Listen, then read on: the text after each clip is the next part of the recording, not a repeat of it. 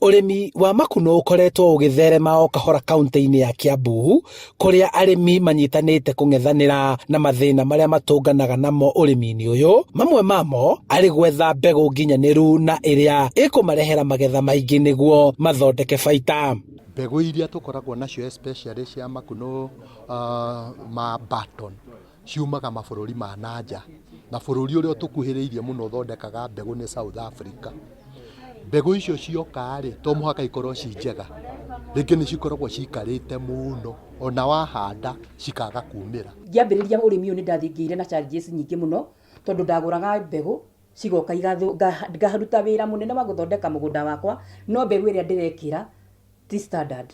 Thutha wa gukorwo urimi-inĩ uyu kwa ihinda rĩa miaka 4 na gutara hathara kumana na kuhanda mbegũ ya makunũ itari nginyaniru na iria iguragwo nja wa bũrũri, David Mwangi akihuthira utaramu wake guthundura muthemba mweru wa ikunũ riria rirahota gwitiria riera na kwaga kuhe murimi uritu wa kurima ukiringithania na riria riramenyeretwo. Thina ria wariho munene kabegũ gaka ndareheirwo ri kamũtĩ-inĩ nigetha ndĩmĩcenjie yume kamũtĩ-inĩ ndĩmĩkĩre ikinye cuba-inĩ rĩu nĩ yaiga atĩ nĩ nda multiply na nĩ ngũhota gwĩkĩrĩra andũ mbegũ.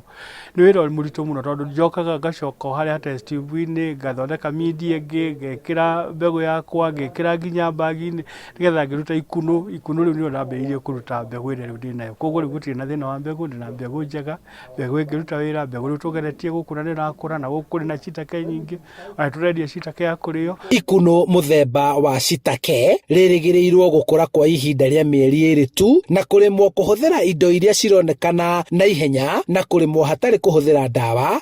Arĩmi makĩiyũkia ũthundũri wa mbegũ ĩno. Rĩmwe rĩtagwo Esther na rĩrĩa rĩngĩ rĩtagwo Shitaki, na mbegũ icio nĩ iraruta wĩra mwega over the period ĩrĩa tũkũrĩtie rĩu ta mĩaka 2 agĩthondeka mbegũ nĩ ikoretwo ĩkĩruta wĩra mwega. Rĩu marenda honge iria irũmbũyanagia na ũthuthuria wa mĩmera kũingĩrĩra na kũmĩhĩtũkia nĩguo ĩiyũkio, nake mũrĩmi ũyũ atambũrwo nĩ gũkorwo nĩ ahotete kwehereria arĩmi a makunũ gĩtango gĩa gwetha mbegũ nginyanĩru.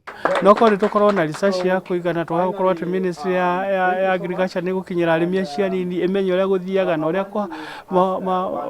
mũndũ angĩthondeka mbegũ ta rĩu cia kondi njerũ na matiĩ ũhoro wacio cihote kũingĩrio thĩinĩ wa KEBS no akorwo arĩ wega mũno nĩgetha andũ mamenyage nĩ hakũgĩra mbegũ njega.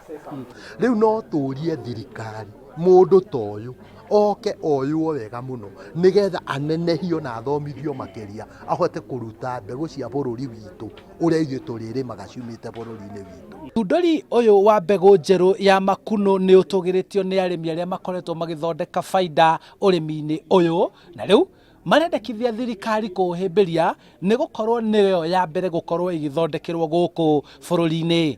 Handũ-inĩ ha Inooro TV kuma Kamangũ, Ndeia, kaunti-inĩ ya Kiambu, njĩtagwo Charles Gĩkunga wa Kariuki.